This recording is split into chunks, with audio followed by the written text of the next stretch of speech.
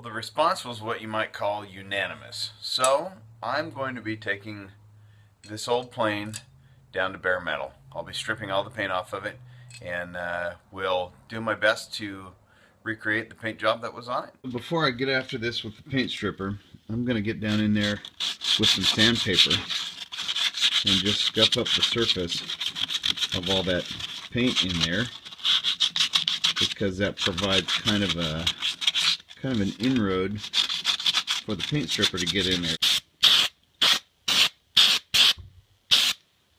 It's been like 5 minutes or so, maybe a little bit more. Hit this with my little tiny hunk of wood scraper and see how we're looking. Well, I've run out of my awesome paint stripper, and since I don't feel like driving out in the night to go buy another can of it, and I don't even know if I can get it here where I live, I'm going to use this stuff, which was bad before. I'm going to use it to my advantage and see if it will help me to strip the last remaining bits of paint off of this thing.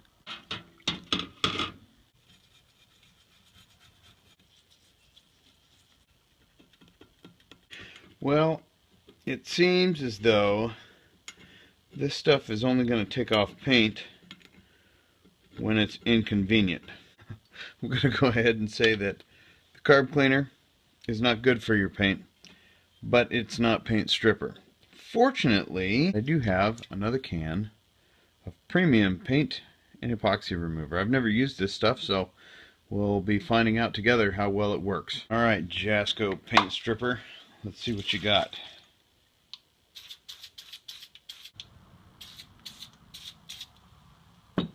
Oh yeah, that's getting rid of some paint.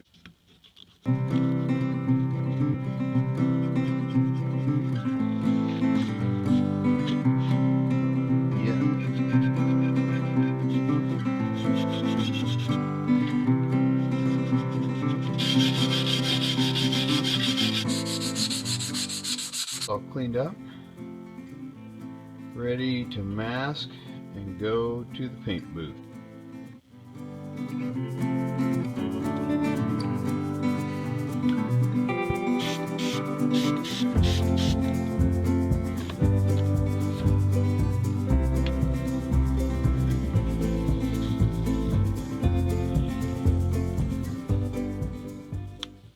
Oh, I think that's going to be just fine, don't you?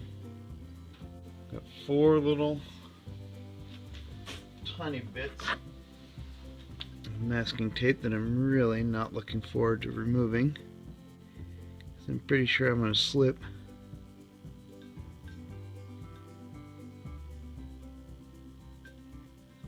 Ha! It's good to have a few extraneous medical tools around. That'll work. There we are.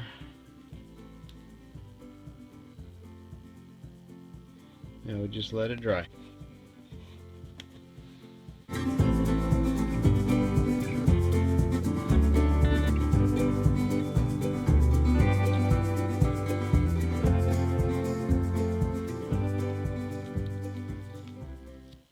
Sheesh, what an exercise in masking tape that thing was. Now that is a clean frog.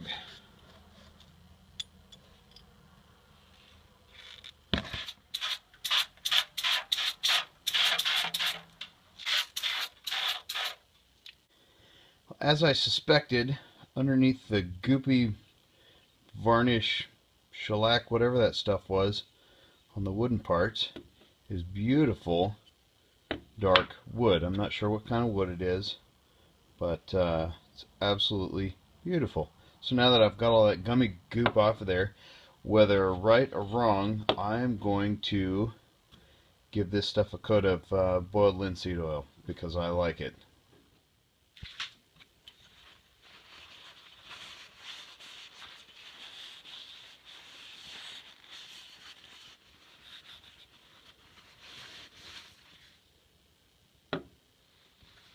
And now for sharpening. I've never done this before, so I'm just going to do what I saw somebody else do, and it seemed to work. A little bit of super diluted simple green here.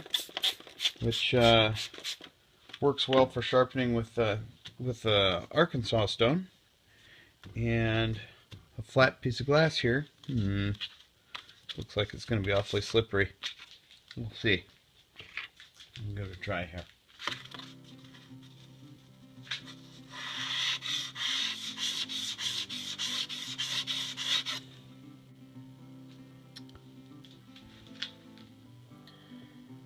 I'm going to say I've got a little ways to go on this blade, huh?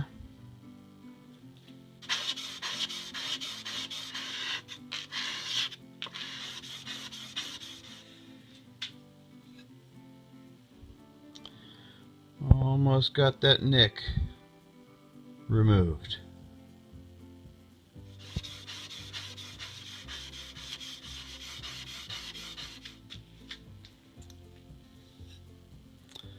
Alright, here we go. Got that nick gone. Man, it was a lot of work, but with a tool like this, it's not much good if it's not sharp. So it's kind of worth the effort. Okay, now with the big nick, the big stuff out of the way, I'm going to move on to 800 grit from 400.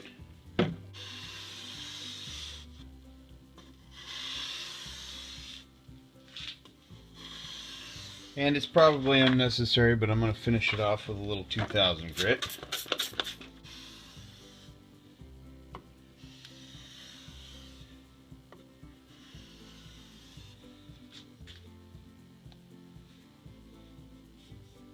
One last little pull, just to knock the wire off. That should be pretty sharp. Let me give it a shot here.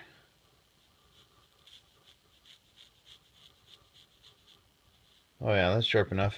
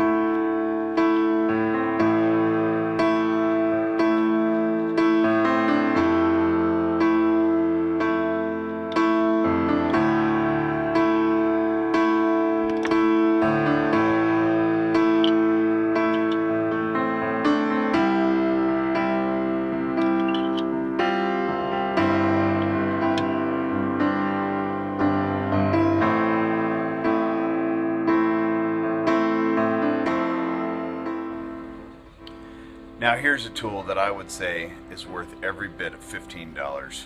Wouldn't you? There it is. The Stanley Bailey No.5.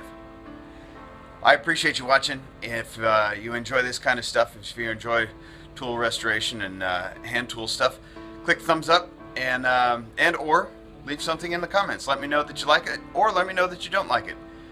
One way or the other, I appreciate your time if you've gotten this far. Thanks for watching. See you on the next video.